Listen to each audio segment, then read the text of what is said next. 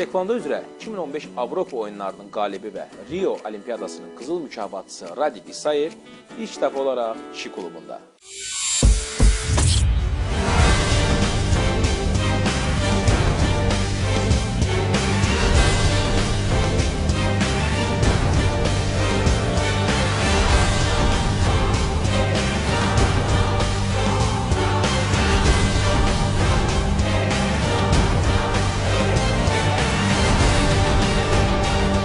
Это был просто здоровый образ жизни. İdman əvvəla sağlam həyat tərzidir. Əvvəllər dərsləri ilə üst-üstə düşürdü. Dərsdən sonra axşamlar məşqlərə gedirdim.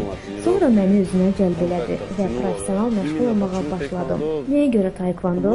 Ondan başqa bir çox idman növündə özümü sınadım. Sadəcə anamın bir tanışı var idi. O dedi, taekvondo qrupu yığırıq, gəl özünü sına. Mən də gəldim və qaldım. Bu idman növü haqqında mən tamamilə heç nə bilmirdim. Eşitdim və gəldim. Nəticə əldə etmək üçün çoxlu səbr lazımdır. Ağır məşqlər, ailədən uzaq, demək olar ki, şəxsi həyatım olmur. Ancaq həftə sonların qalır. 6-cı gün axşam və bazar, onda da yuxunu alırsan. Sonra bütün gün yenə gərgin məşqlər, stres, travmalar, orada çoxlu səbr lazımdır. Məşq edirdim və məndə alınırdı. Mən sadəcə məşq edirdim və nəticəni siz görürsünüz. Bundan yuxarı nəticə yoxdur məncə. Hər nə olursa Allahın iradəsi ilə olur. Sən deyə bilmərsən ki, mən olimpiya çempionu olacam və gedib olasan. Bu yolda çoxlu travma olur, problem olur. Sadəcə alınmaya da bilər.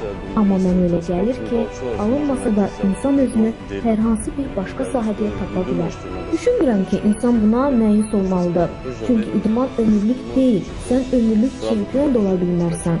Ona görə də vaxtdan düşməyin mənası yoxdur. Uğur qazanmaq üçün səylə məşq etməlisən. Bütün boş vaxtını zalda keçirdirsən. Ona görə ancaq idmanla məşğul olmalısan. Kobud desək, iki dovşan dalınca qaça bilmərsən.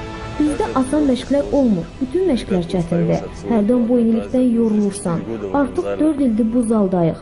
Öz-özünə deyirsən, lazımdır, etməlisən. Hər şeyi birdən-birə qoyub gedə bilmərsən. Qabağa getməlisən. Məşqlər bizə bax bu yerdə kömək olur.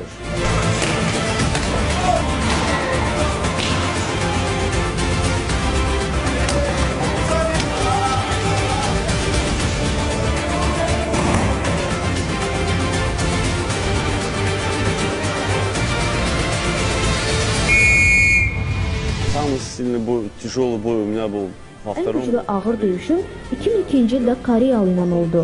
3 raund boyu uduzurdum və sonda qələbə qazandım. Çox təcrübəli rəqib idi. Pekinin dünya çempionu olmuşdu. Finalda da çox güclü idi. Lakin mən onunla artıq 3-cü dəfə idi döyüşürdüm.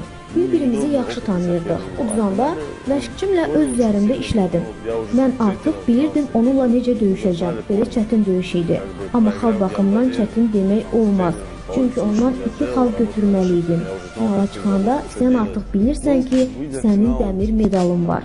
Çünki yarım finalda uduzanda sən gülüncə görə döyüşməlisən, yenə gücünü toplayıb döyüşməlisən. Bu artıq başqa əhvalatdır. Amma finala çıxanda artıq mənə biraz asan idi. Çünki qızıl medalı qazanmaq şansım vardı. Yenə deyirəm, mən qarşıma məqsəd qoymuram. Bunu elə edəcəm, bunu belə edəcəm. Mən bilirəm ki, olimpiya çempionu oldum və bu artıq arxada qaldı.